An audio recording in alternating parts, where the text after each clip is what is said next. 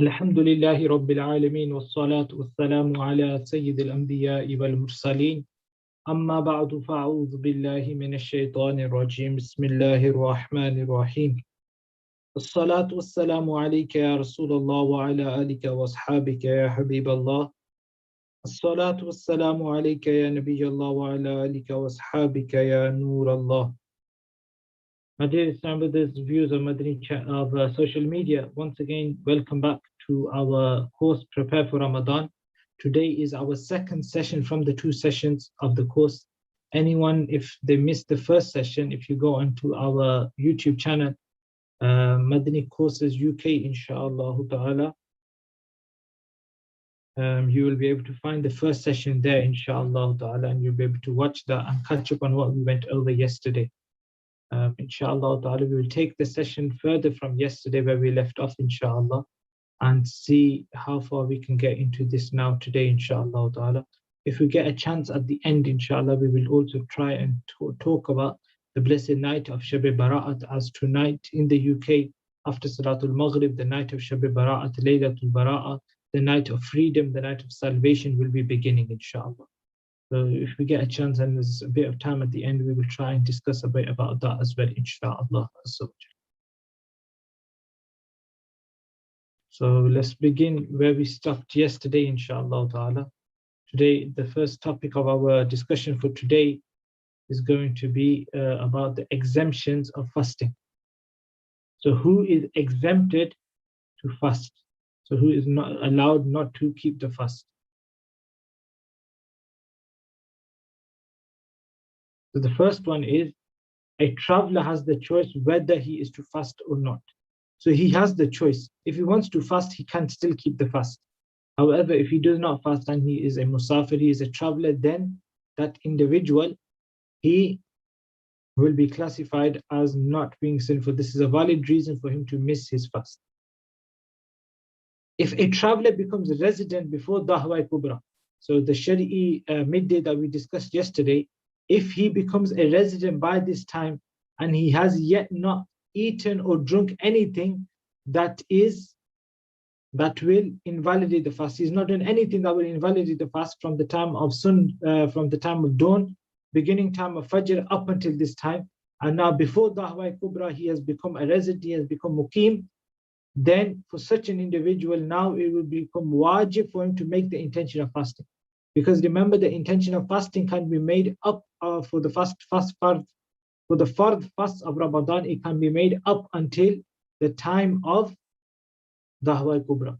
So if at this time he has not done anything that would invalidate the fast from the beginning of the time of Fajr, from dawn up until that time, and now he's become a muqim before Dahwa Kubra, now it will become wajib for him to make the intention of fasting and keep the rest of the day as a fast. If somebody sets out on a journey at daytime, he cannot break that day's fast because of the journey. However, if he broke the fast during the journey, he would not be required to pay expiation. Kaffarah would not be necessary, only Qada will be done. Okay, so daytime he's traveling, and now in the morning he kept the fast, and now daytime he is traveling. Now he's not allowed to break that fast, but if he does break the fast, then only the Qada will be necessary, Kaffarah will not become necessary for him.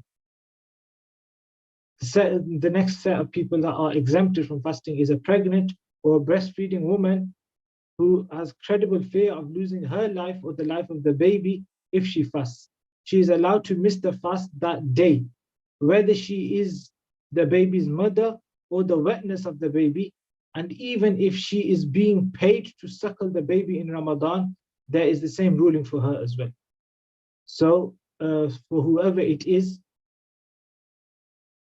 falling in these categories, they are allowed to miss the fast of Ramadan al-Mubarak. I forgot to mention at the beginning, if we can please to share the stream on your social media feeds, inshallah ta'ala, as well as on your statuses, etc. Inshallah ta'ala, I believe that would be beneficial for other people. They can all join in and take benefit from this as well, inshallah azza wa jal. May Allah give us all tawfiq to spread the invitation towards righteousness, inshallah azza wa jal. صلوا على الحبيب صلى الله تعالى على محمد صلى الله تعالى عليه وسلم.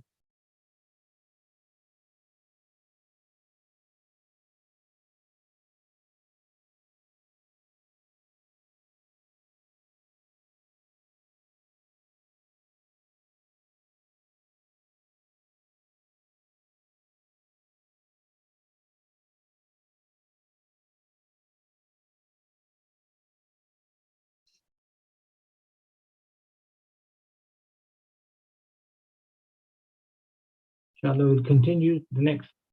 It is highly likely that the illness, if it is highly likely that the illness of a patient will intensify due to fasting, or the process of recovery will be delayed, or if a healthy person is almost sure that he will fall ill, then he is allowed to miss his fast that day and make it up at a later stage. Sometimes this is a sign that an individual knows when he is going to fast, he will get ill. And then to prevent himself from that illness, he is allowed to miss the fast of that particular day and then make it up on a later stage. The next category, there are three ways to determine a high likelihood. Number one is visible symptoms. If he has visible symptoms about him getting illness, then that will cast. Number two is personal experience. Previously, he has the experience that if he is to fast like that, then what happens is he gets ill. Then that is also classified as okay in terms of that he can miss that fast for that day. And then the third is the advice of a pious doctor who is qualified. He's experienced and an expert in particular field. So he knows what he's talking about in terms of the field of science, and also he is pious. So he is someone that takes into consideration the rulings of the Sharia as well.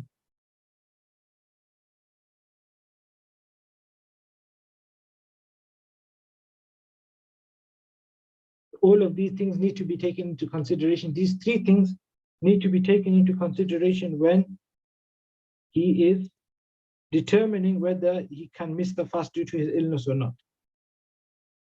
So these three things need to be taken into consideration. The next one is, it is not permissible to break the nafil fast without a valid reason.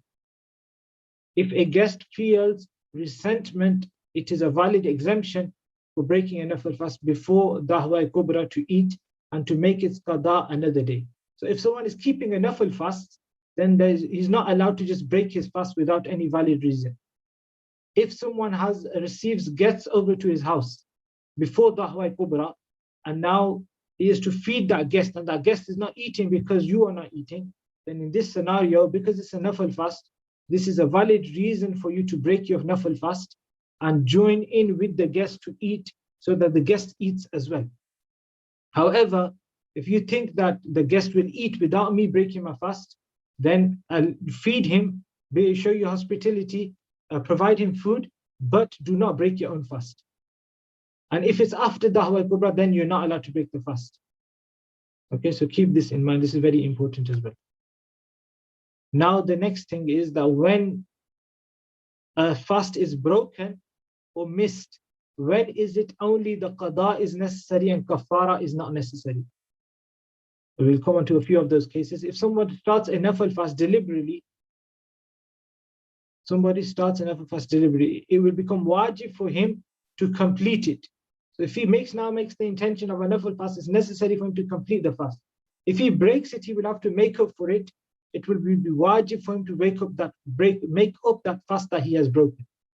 So this is necessary. And this would only be the qada. The kafara is not necessary for this. If somebody eats uncooked rice, lentils, which is dal, expiation will not be mandatory. So if it's uncooked, then kafara is not necessary. Similarly, the same ruling will apply for eating uncooked barley. If a woman experiences menses on a fixed date, and it was the day when she normally experiences menses, assuming that she would experience menses, she broke her fast deliberately, but her menses didn't start that day, kafara will not be necessary. Just making up for that one fast will be enough. So Islamic sister knows that on such a date, my menses start, monthly cycle begins.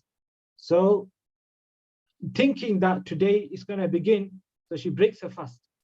Then in this scenario, only the qada of that one day will be necessary. Kafara is not necessary.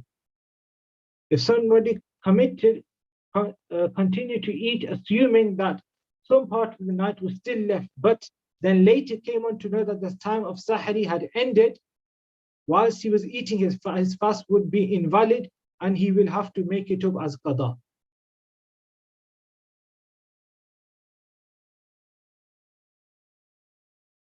Okay, the next reason is if somebody breaks the fast assuming that the sun had set, but came to know later that it had not yet set, his fast will become invalid and he will have to make up for it at a later stage, make it up as qada. So either he thinks that the time of sahri has not yet ended and he's carrying eating, and later on he finds out that the time of sahri has ended, then in this scenario, the fast will be invalid and you have to make it up as qada. On the other hand, if he thought that the sun had set, but the sun hadn't yet set, and the time of the fasting was still continuing and he broke his fast, then in this scenario, this fast will become invalid and he will have to make it up as qada as well, inshallah. So next, if someone mistakenly does iftar before the sunset as a result of premature utterance of Maghrib Azan or the siren wailing, like in the subcontinent, the siren wailing is common, maybe not so much here in the UK, and comes to know later that the siren or the Azan started earlier than the sunset, even if this is not his fault, his fast will still become invalid and he will have to make it up as qada. Okay, so sometimes waiting for the Azan out in the Masjid, and the Muazzin gives the Azan slightly earlier. Or in the areas where the silence is done, the person who's doing the silence, he gives it slightly earlier before the sunset. Even though that we thought that the time of sunset had occurred because of the Azan and because of the siren, then in this scenario, the salah, the fast will become invalid and you will have to repeat that salah as a qada. You will have to make that up, inshallah. So this is important as well. So this is why whenever you hear the Azan, for example, at the time of iftar, make sure you check the time, that the timing of the sunset has actually taken place. And then after that, you go and do your iftar. And remember here, it's always best to straight after the sun has set, as soon as possible, without any delay. But once you 100% confirm that the sun has set, then only and then you will go and open your fast. Similarly with the Sahri, Alhamdulillah, we know we've got the Dawat Islamic Prayer Times application on our mobile phones, which is available both on Android devices as well as iOS devices, inshallah ta'ala.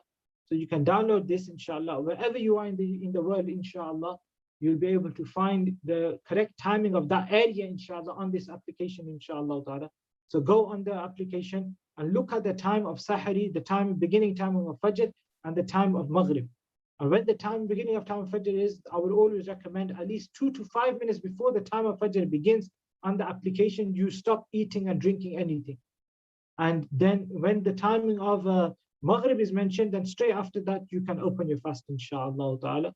This will become very beneficial for you, inshallah. Next slide. Doing wudu, if water reached the brain or went down the throat while sniffing water into the nose, the fast would become invalid and its qada would become mandatory provided one was aware that he was fasting. So whilst rinsing his mouth, water went down the throat. While sniffing water into the nose, water went up into the brain. Then in this scenario, as long as he remembered at that time that he was fasting, remember we mentioned this condition yesterday, that for all of the times when the fast will become invalid, the condition is that he has remembered that he is fasting. He didn't forget that he was fasting. At that time he knew that he was fasting, but it was done out of a mistake or lack of concentration, or whatever the reason may be. Then in that scenario, the fast will become invalid. However, if one was unaware of fasting, he had forgotten that he was fasting at that moment, his fast will not become invalid.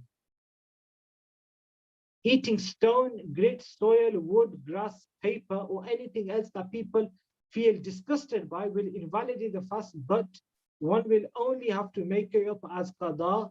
The kaffarah will not become wajib. Expiation will not become wajib. If someone ate, drank, or engaged in intercourse in the state of forgetfulness, or he ejaculated due to a lustful look, or experienced a wet dream, nocturnal emission, or vomited and thus assumed that his fast had broken, and so that he ate something deliberately, only making up for this fast would become necessary.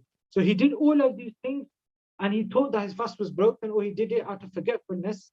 Then he ate something deliberately, thinking that my fast was broken. Then in this scenario, he would have to make up that fast as qada, this will become necessary. Kaffarah will not become necessary. Now these scenarios, next scenarios, are when kaffarah and qada are both necessary. What is the kaffarah? We'll come on to that as well, inshallah.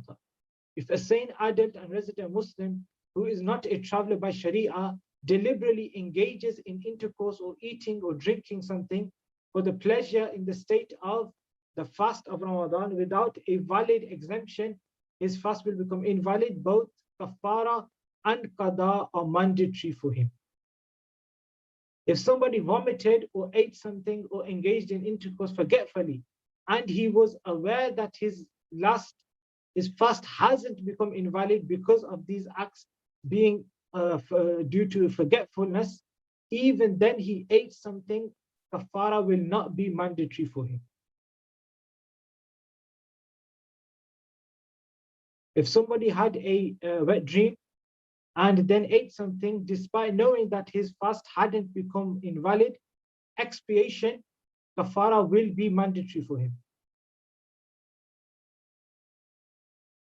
Having a wet dream will not invalidate the fast, and he knew that it will not invalidate the fast, but he still ate something, then kaffarah will become necessary for him.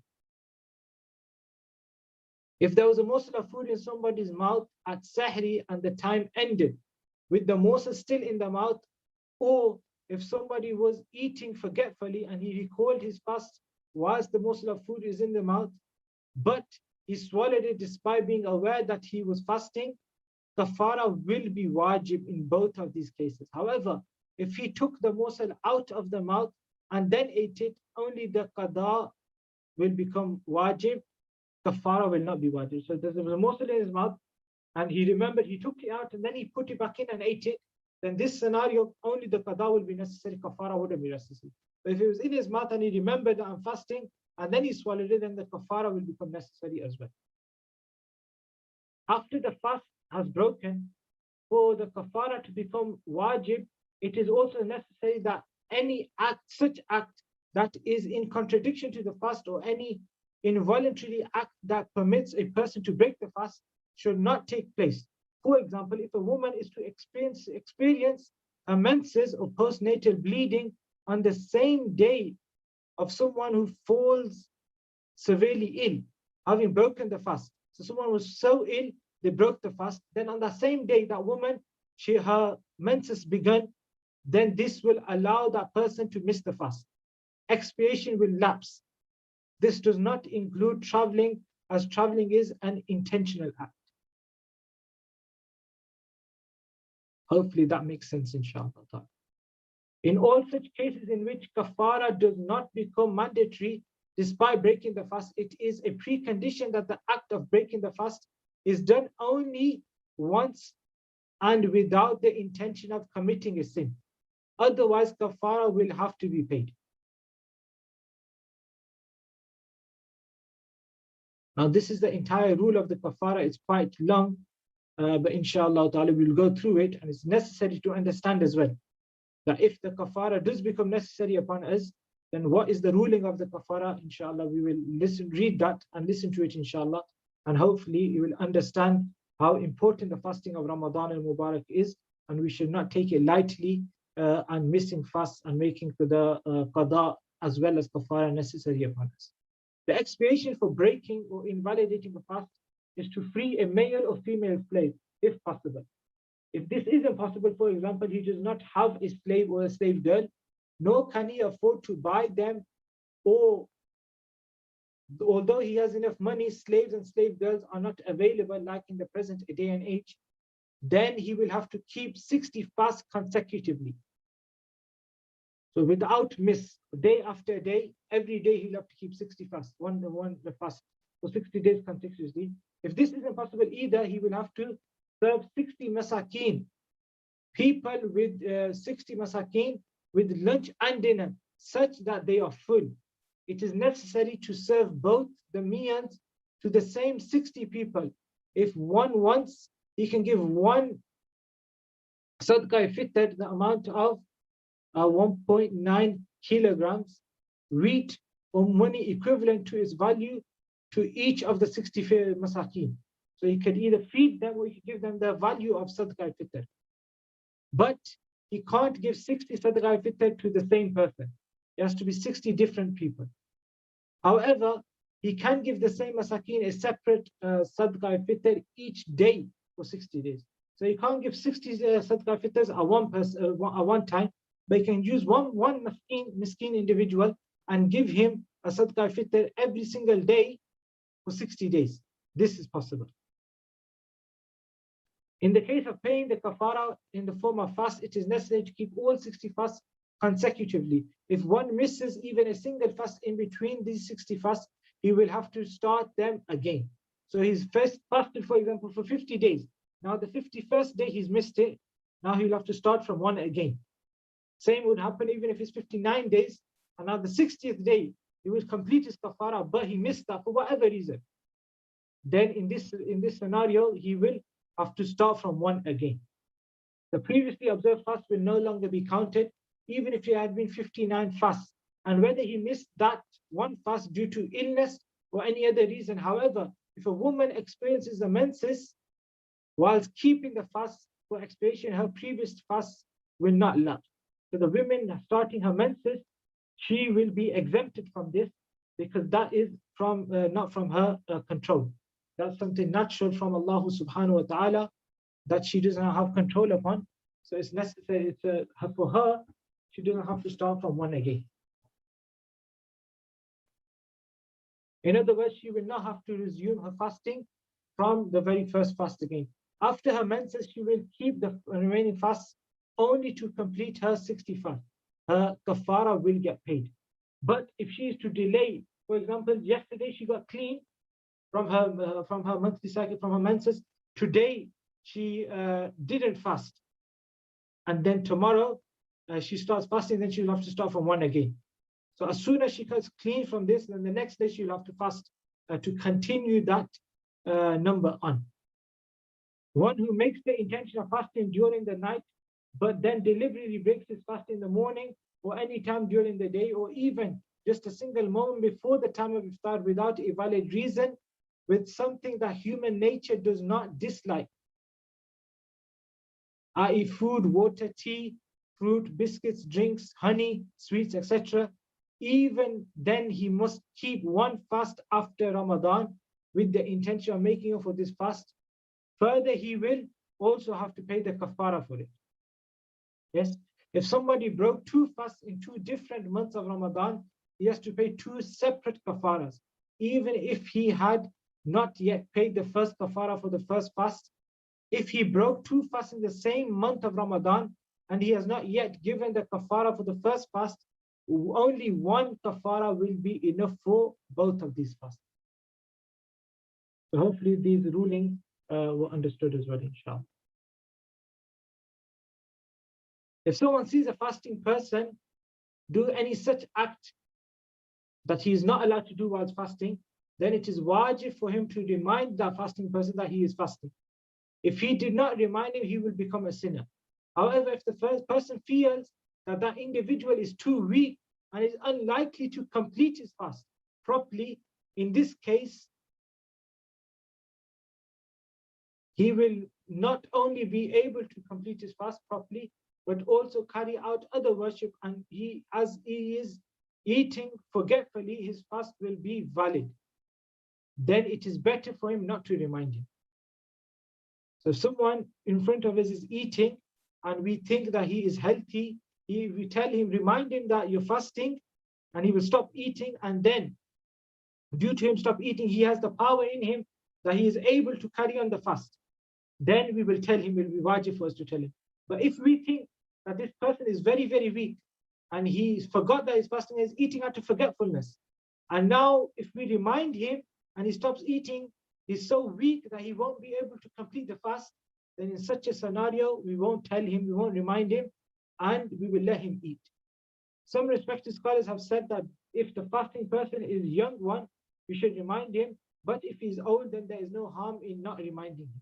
But the rule is based on the fact that the young are generally strong and healthy, and the old are generally weak.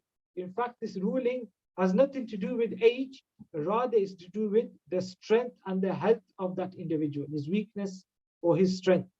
In other words, if a young man is weak to complete his fast, he doesn't have the power to complete the fast, it is better not to remind him as well. And if the old man is strong and he has enough power to complete the fast, then it is necessary to remind him of his fasting. A very common question that is asked is about Fidyah, that I cannot fast, can I just pay the Fidyah for the fasting? Let's come on to the ruling of this as well, inshallah ta'ala. If there is a very old man who is growing weaker and weaker day by day and is quite unable to fast, and there seems to be no chances of him getting better and being capable enough to fast in the future either, he is allowed to not keep the fast and give sadaqah fitr as fidyah for each missed fast. So one sadaqah fitr for every fast that he is to miss. This is allowed for that individual who is very, very old and is very, very weak, and there's no sign of him getting any better. For such a person, he has the ijazah, the permission from the Sharia that he cannot fast in the month of Ramadan, and then he can pay sadaqah fitr instead, inshallah ta'ala. And the next thing is, if he pays his sadaqah fitr, if he pays his fidyah, then when later on he regains his strength and ability to fast, then in such a scenario, he will have to fast later. The sadaqah fitr will go as nafli sadaqah, and now he will have to fast.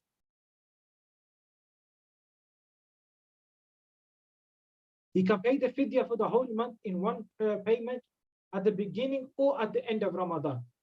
Paying each fidyah to a different person is not necessary. He can give the fidyah of several fasts to the same person.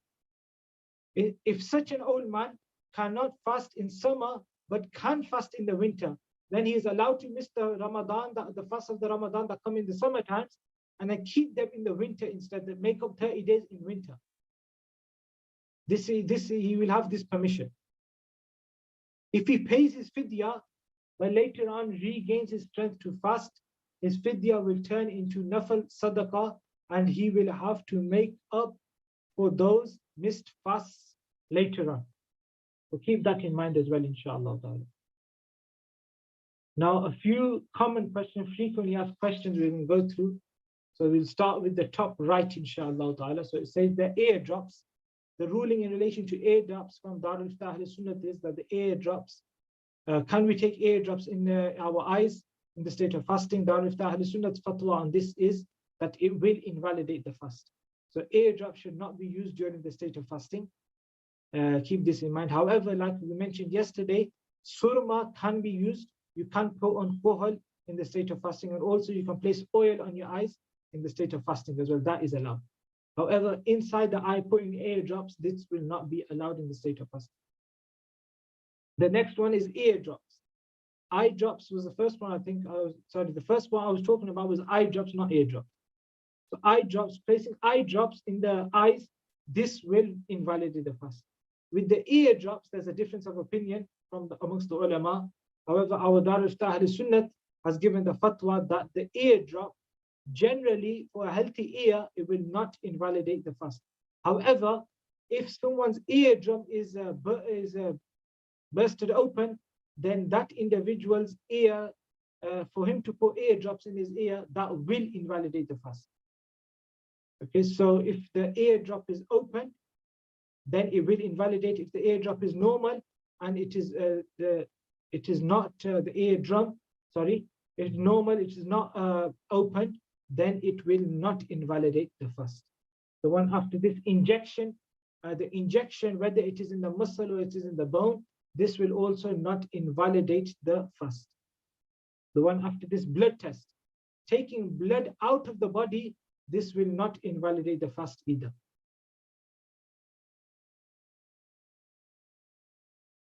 The next thing that is written here is inhaler. So to take an inhaler in the state of fasting, this will invalidate the fast. You cannot inhale anything during the state of fasting. Chewing gum, this is also not allowed during the state of fasting because it's possible that the particles of the gum may go down the throat as well. And the next is about brushing the teeth. Brushing the teeth with the miswak, we mentioned this yesterday, this is a sunnah before wudu. It's perfectly allowed in the state of fasting. There's nothing wrong with it whatsoever. However, brushing the teeth with the toothbrush and toothpaste, this is makruh. This is disliked. This is not allowed. We should not do brushing our teeth with the toothpaste in the state of fasting. However, if someone wants to just get the toothbrush and brush his teeth without the toothpaste, this will be allowed as long as the toothbrush is washed properly beforehand. A very common thing is mentioned that no roza, no tarawih. So that if I'm not going to fast tomorrow, I don't have to read tarawih tonight. Or some people say that if no, you haven't read tarawih, you can't fast the next day. This is completely incorrect. Tarawih is a separate worship of Allah subhanahu wa ta'ala. Fasting is a separate worship. They are linked in regards to that both of them take place in the month of Ramadan, but in themselves they are not linked with one another. So if someone doesn't read Tarawih, he can still fast. If someone isn't fasting, he still is to offer Salatul Tarawih, will still be Sunnah Mu'akkada. The next point is accidentally doing iftar. So we mentioned this as well that if someone accidentally does iftar before sunset, then his salah will become invalid. His fast will become invalid, and therefore he will have to make you up as qada. If someone forgot to read the du'as of sahri and iftar, then what is the ruling? The ruling is that his fast will still be valid as long as he had the intention. He didn't read the du'as in Arabic or whatever. As long as his intention was in the heart, his fast will still be valid. And finally, the next one was closing sahri at the time of azan. We mentioned this already, that some people, they wait for the azan of fajr until they close the azan of fast. This is completely wrong, because the azan of fajr is given in the timing of fajr. But we have to close our fast before the timing of fajr starts, because the fast begins from the timing of fajr. So this is necessary and important for us all to know as well. And the next thing here is accidentally swallowed something. And here as well, if at that time he remembered that he was fasting, then that would invalidate the fast. The last thing, if he goes for a test where they put the camera in the body, then if there is some sort of medicine on that camera tube that they are placing into the body, then that will invalidate the fast. If there's no medicine on it, it's just a plain camera tube, then that would be fine and that will not invalidate the fast. For further details, you can contact Darul Iftah Ahl-Sunnat inshaAllah ta'ala. And any questions you have in relation to your fasting, contact Darul Iftah Ahl-Sunnat and they will answer your questions and clarify any issues that you have in relation to fasting as well. So now we're going to move on to Salatul Tarawih. So the next slides and the next sections are very, very short. They're not too detailed. It's just to give us a brief understanding of the rulings of these things as well, inshallah.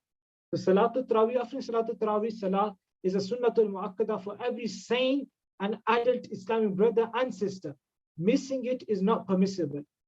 The Tarawih consists of 20 rakahs. So it's a Sunnah Mu'akkada, everyone has to read it. Islamic brothers as well as Islamic sisters. The Jama'at of Salatul Tarawih, this is Sunnah Mu'akkada ala al-Kifaya, meaning it's necessary to have the Jama'at in the community. Some place in the community there needs to be at least one Jama'at of Salatul Tarawih. This is Sunnah Mu'akkada ala al-Kifaya.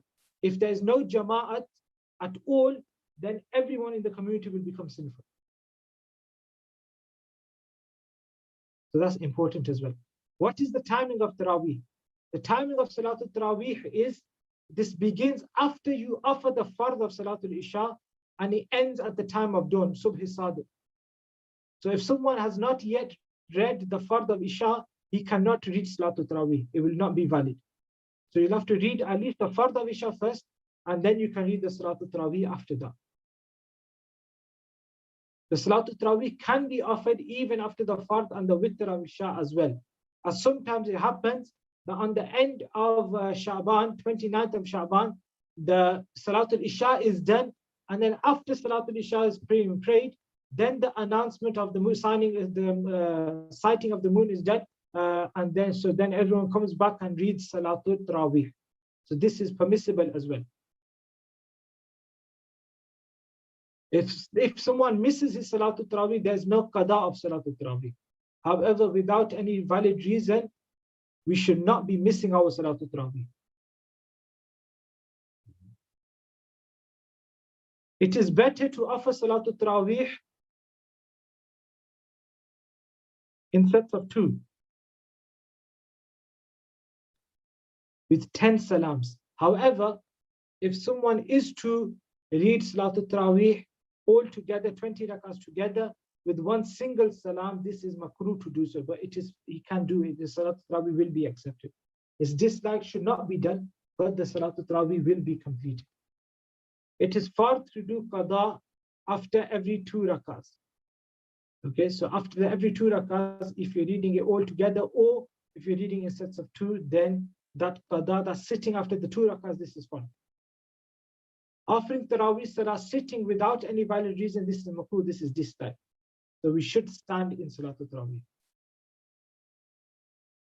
It is preferable to offer Salatul Tarawih Salah with the Jama'at in the Masjid, though it is not a sin to offer it with the Jama'at at the home.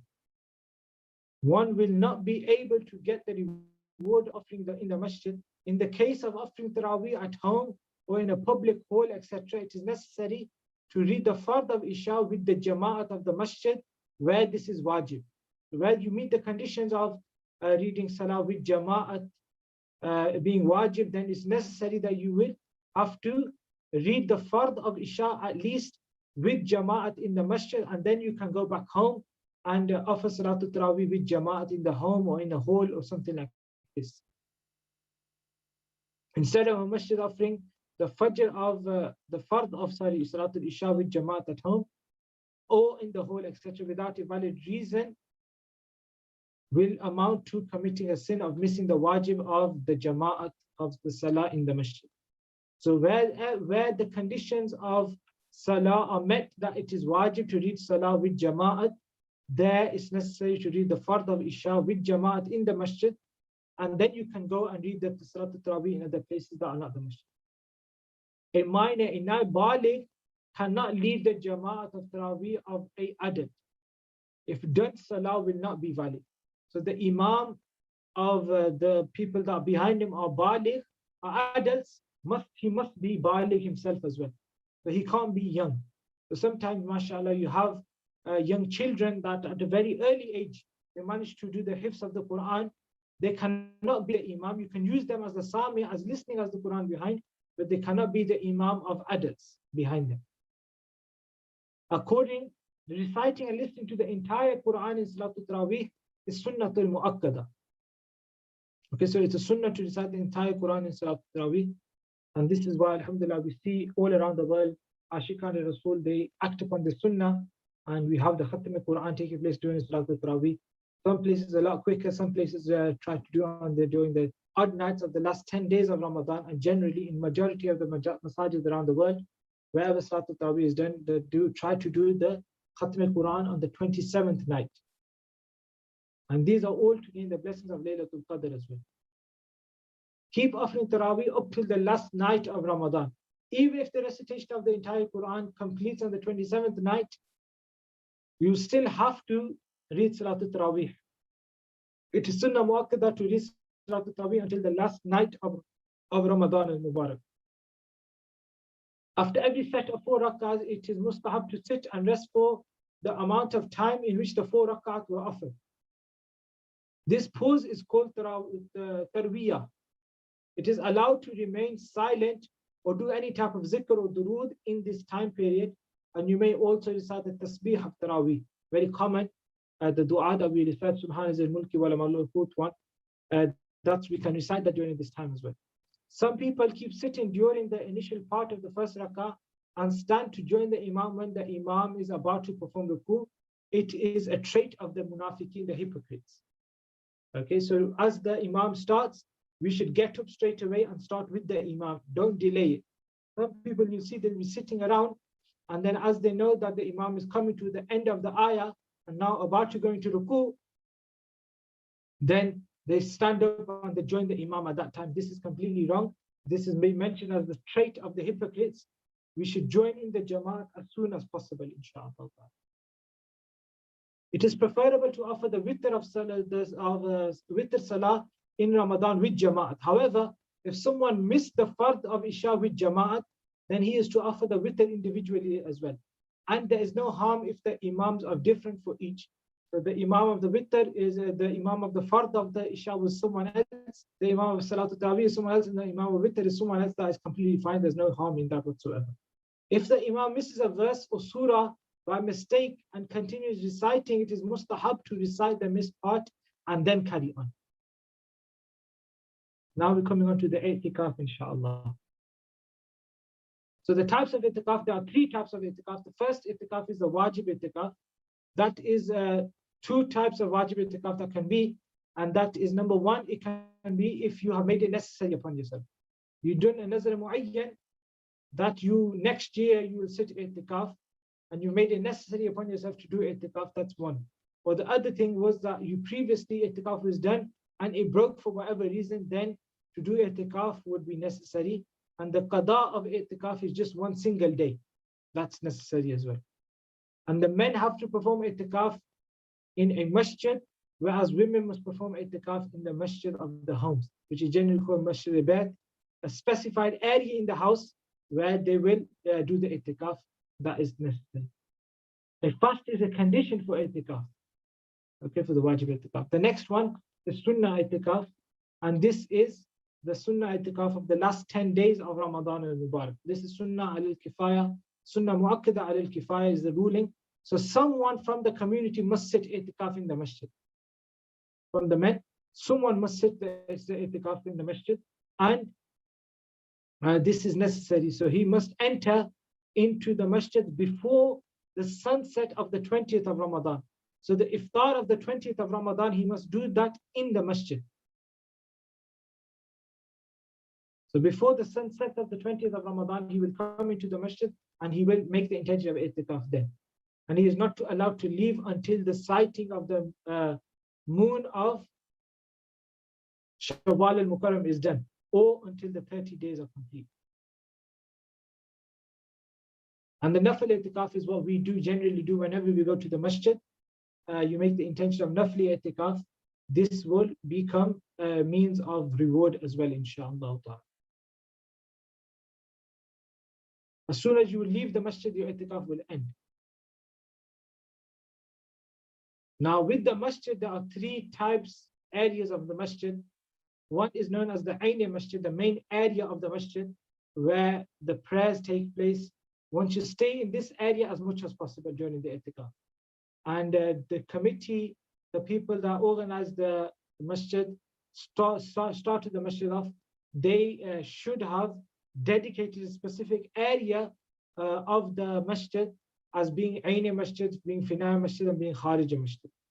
Okay, Alhamdulillah, in Dawat-e-Islami, the Madani Marakis of Dawat-e-Islami, we have this setup that all of this is pre-identified in advance, that this area is Ayn Masjid, this area is Fina Masjid, and this area is Kharij Masjid.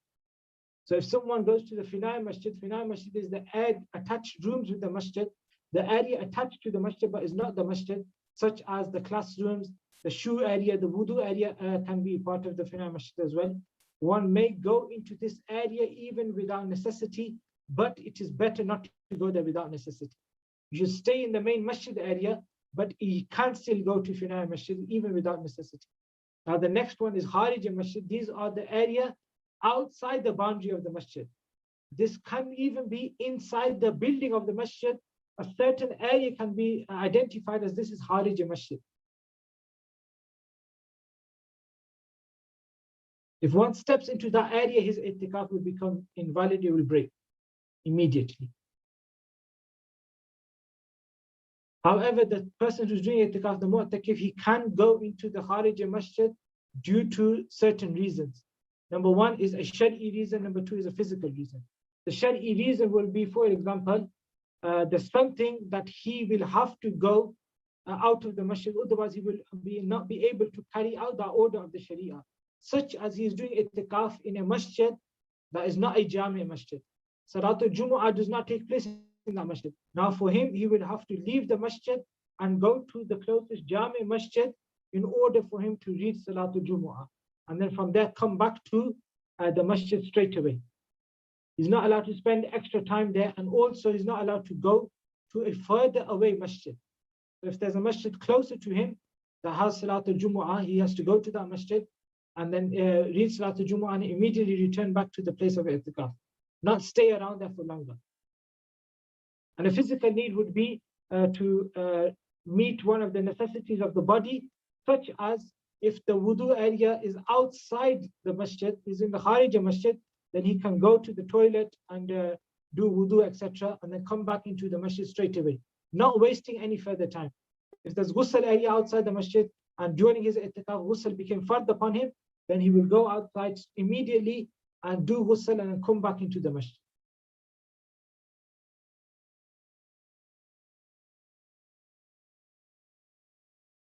To go out of the masjid even for a single second without a shari'i or physical need will invalidate the i'tikaf regardless of whether it was deliberate, unintentional or by mistake. However, if it was unintentional or by mistake, it will not be a sin. This i'tikaf will still break, but he won't be sinful for it. Sticking only his head out of the masjid will not invalidate the i'tikaf.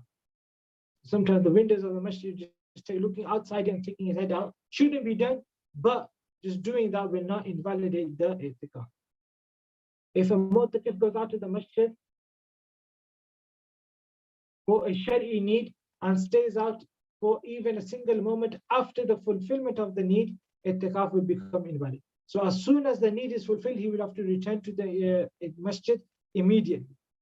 As fasting is a condition for i'tikaf, if someone's fast breaks, the i'tikaf will automatically become invalid as well, regardless of whether or not there was a valid reason for the invalidation of the fast, or whether it was broken deliberately or mistakenly.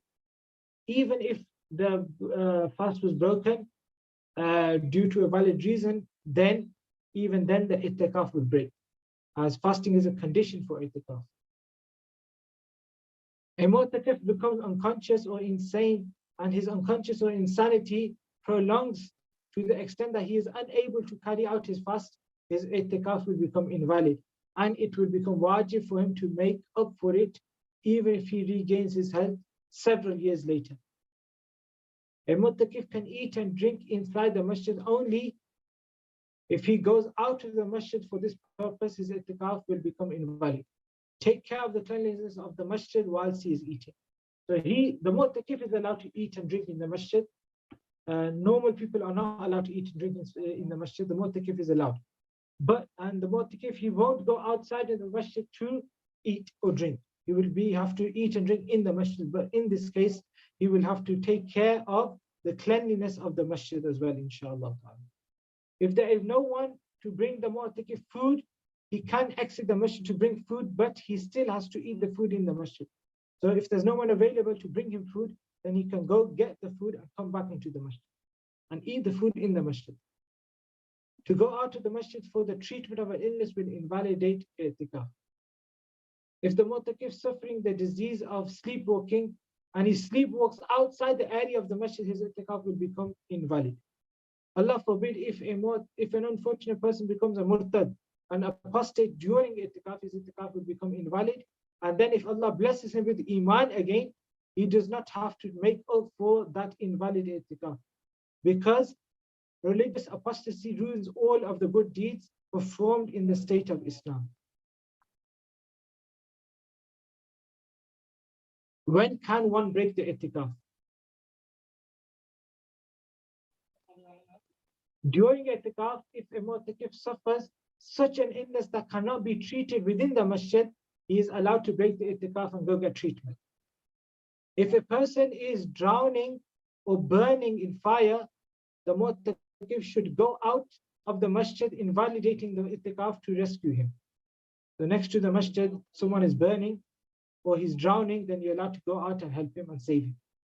If a funeral, the dead body arrives and there is no one to offer the funeral salah, the mu'takif can break the i'tikaf in this case in order to offer the funeral salah. However, if there are other people available to read the funeral salah, he will not be allowed to break his i'tikaf to go and offer that janazah salah. If the mu'takif is turned out of the masjid under negotiation, for example, there is an arrest warrant against him from the government, it is permissible to break the itikaf in this case, provided it isn't possible to enter another masjid instantly. The mu'takif can break the itikaf to offer the funeral salah of a mahram for his wife, but it will be wajib for him to make it up afterwards.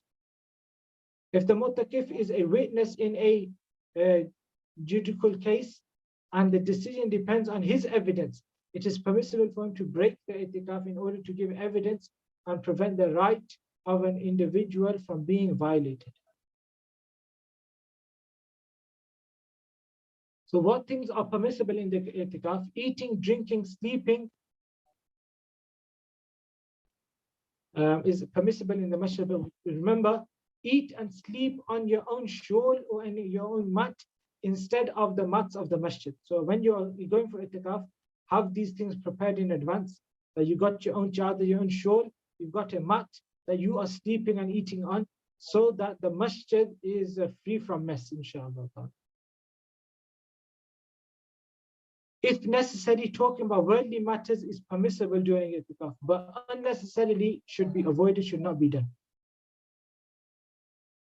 Changing clothes in the masjid, applying ittar and oil to the hair and beard is permissible in the masjid.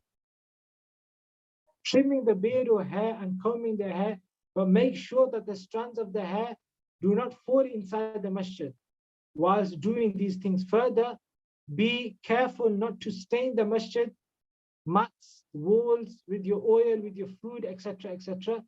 It will be easier to do these things in the wudu area or in the Fina masjid on one of your own mats, not those that belong to the masjid.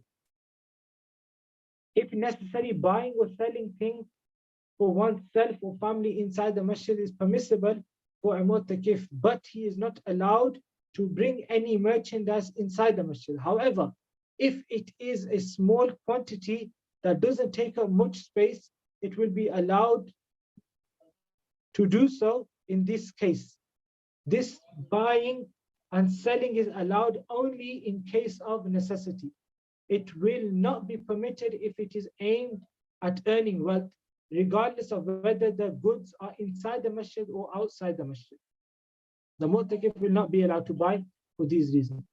Washing clothes, pots, etc. inside the masjid is permissible, provided that not even a single splash of water falls onto the masjid mats or floor. It can be done properly using a large pot. Qada and Fidyah for itikaf. When is it necessary to do Qada for itikaf, and when is it necessary to pay the Fidyah for itikaf?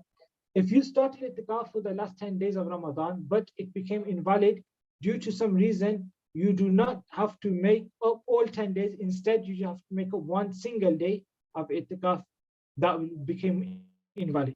In the days of Ramadan, if the days of Ramadan are still left, you can make up for that itikaf during those days of Ramadan as well. If Ramadan has ended, you have to make up for it another day with fast, except the day of Eid al-Fitr and the 3 or 4 days of Zul Hijjah from the 10th to the 13th. Because fasting on these days is makruh tahrim. So an individual, he wants to make up his qada itikaf. And what's the method of this? It says here the method of qada is to enter the masjid any day at the time of sunset. It is safer to enter a few minutes before sunset with the intention of making up the broken itikaf and remain there until the sunset of the next day. And fasting on that day will be a condition of the qada, as long as it is not on the 5 days where fasting is not allowed.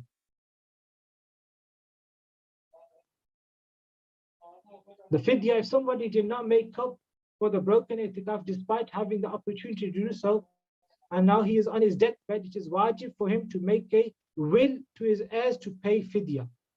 The fidyah in exchange for the itikaf. Even if he didn't make the will, it is still permissible to pay fidyah, provided his heirs give permission for it to be paid. Paying fidyah is not difficult. What you have to do is give one sadaqah fitr to someone who is entitled to receive zakat with the intention of paying fidyah of itikaf. Just one sadaqah fitr will be the fidyah of itikaf. A few questions in relation to itikaf is covering the face. Do we have to keep our face covered in the state of itikaf? No, this is not necessary. You don't have to keep your face covered during the state of itikaf. Talking, are you allowed to talk to one another in the state of itikaf? Yes, you are allowed to talk to one another in the state of itikaf. However, worldly conversation should be avoided in the masjid. Talk about religious things, talk about good things, and inshallah ta'ala, this is fine. Are you allowed to go into the Fina Masjid? We've already mentioned this. Yes, you're allowed to go to the Fina Masjid during the state of itikaf. Your itikaf will not break. However, it is best not to go there unnecessarily. Better to stay in the Aini Masjid as much as possible. Are you allowed to do miswak during the state of itikaf? Yes, you're allowed to do miswak during the state of itikaf as well. Are you allowed to have ghusl during the state of itikaf? Yes, you are allowed to have state of ghusl. You're allowed to have ghusl in the state of itikaf. However, it should be avoided unnecessarily. If it has become far, then it's necessary for you to have ghusl. If you feel that your body is smelling and the smell is going to go in the masjid, then you can go and have ghusl for that as well. The use of the mobile phone. It is permissible. However, I personally would say that try to avoid the use of mobile phone during the itikaf. Because when you're going to go and use your mobile phone, then you're going to open up so many social media platforms, and from nowhere, so much time is going to be wasted on your mobile phone. And in this regard as well, you might get into sinful activities as well. So this is something that we should avoid. However, it is permissible to use the mobile phone in the state of itikaf.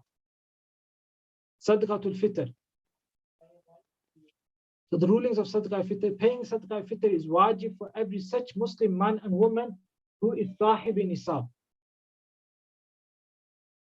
In addition to having his own Sadaqah Fitr, it is also wajib for sahib in nisab man to pay Sadaqah Fitr on behalf of his young children.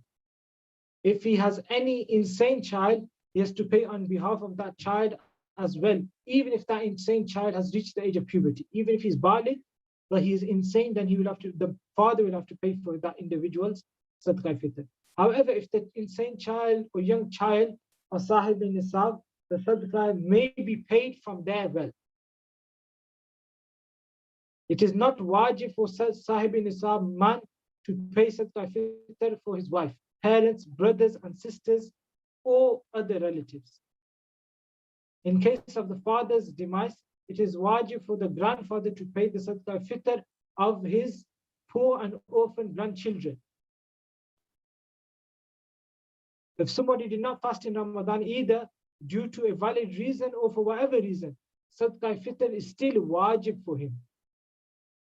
Sadaqah Fitr will be valid if a man pays it on behalf of his wife or adult offspring whose necessities like food, clothing, etc. he is responsible for, even without their permission. However, he is not responsible for their necessities. For example, he has a married son who lives in his own home along with his family and affords his own expenses himself, meaning his food and clothing, etc. Then paying fitrah on his behalf of such offspring without the offspring's permission will not be valid. They will need to give permission for this.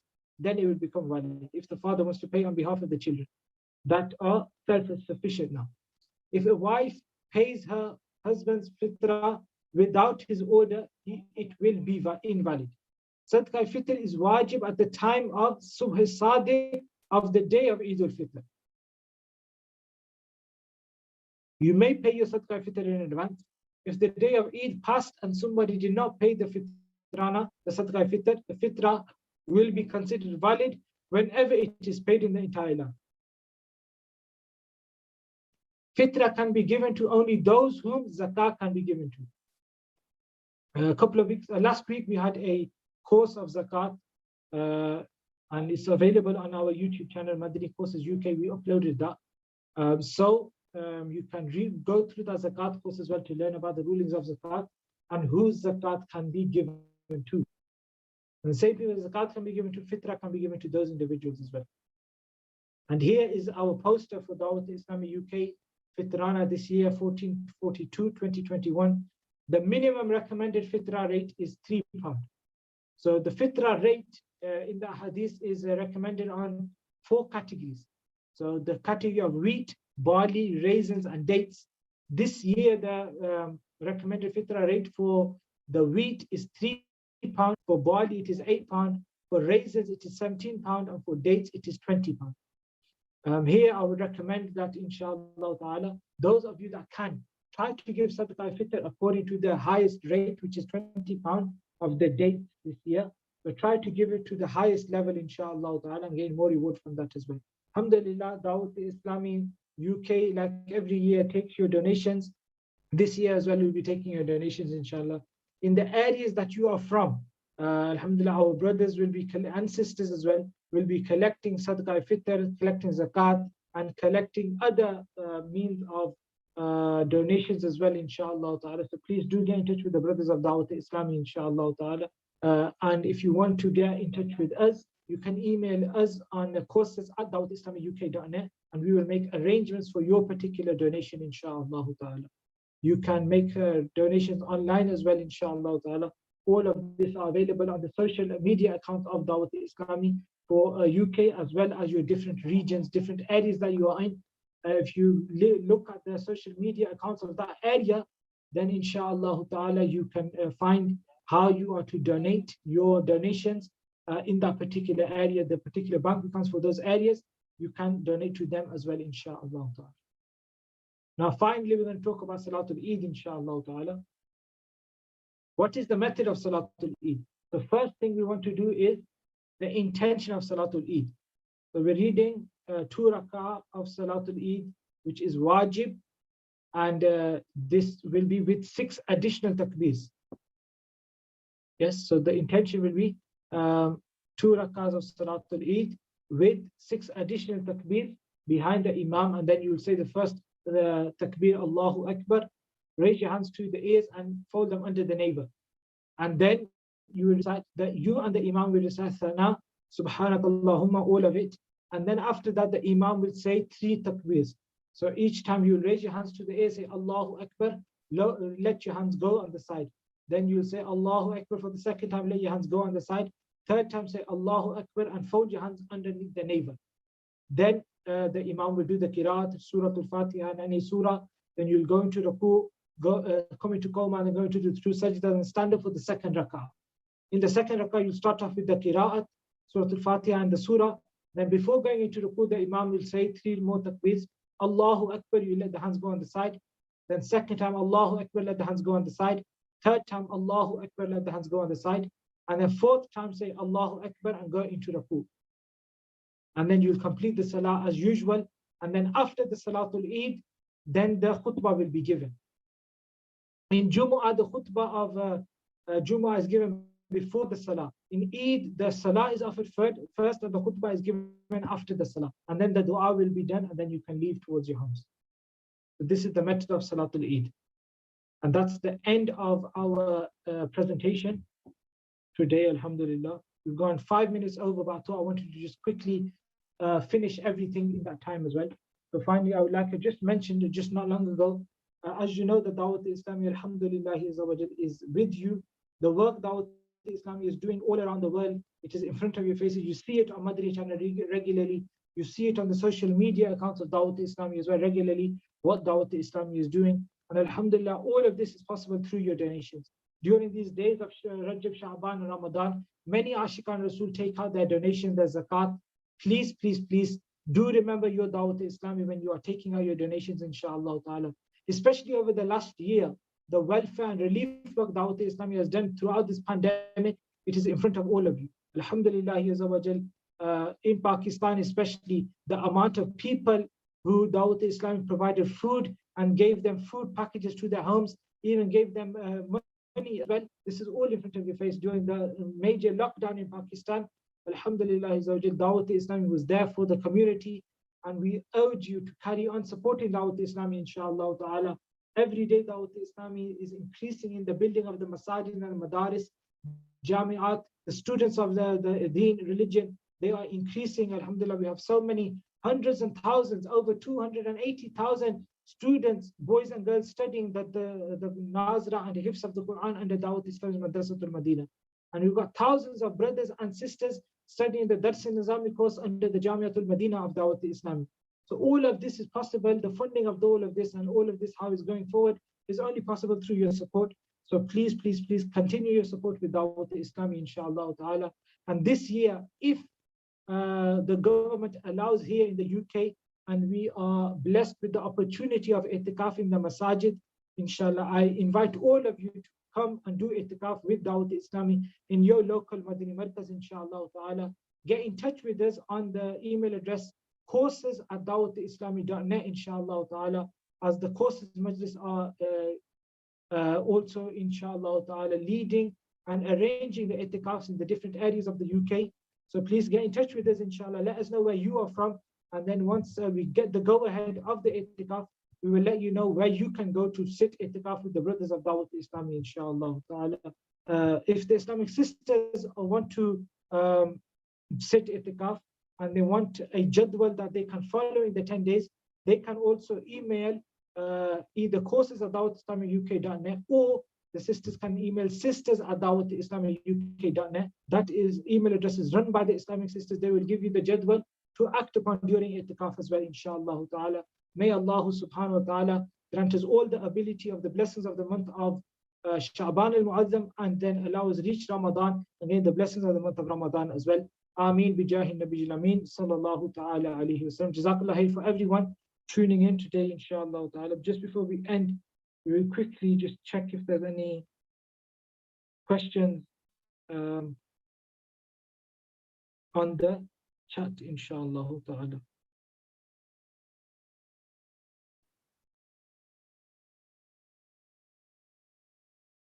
Wearing deodorant or khushbu during itikaf, I'm guessing that's the one was in relation to itikaf.